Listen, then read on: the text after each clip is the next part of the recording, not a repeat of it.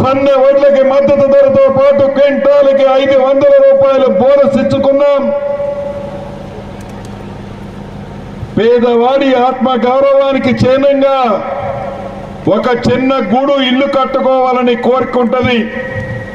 10 సంవత్సరాలలో పేదవాడి కోరికలాగానే ఆనాటి దొర చేశాడు.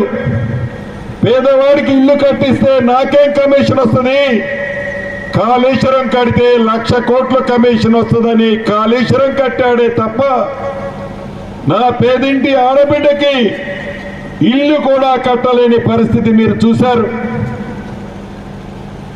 అటువంటి పరిస్థితిలో ఈ ప్రజా ప్రభుత్వం ఏర్పడిన మొదటి సంవత్సరంలోనే 4,50,000 ఇల్లు 22,500 కోట్లతో ప్రతి నియోజకవర్గానికి మొదటి విడత 3,500 ఇల్లు ఇచ్చాం.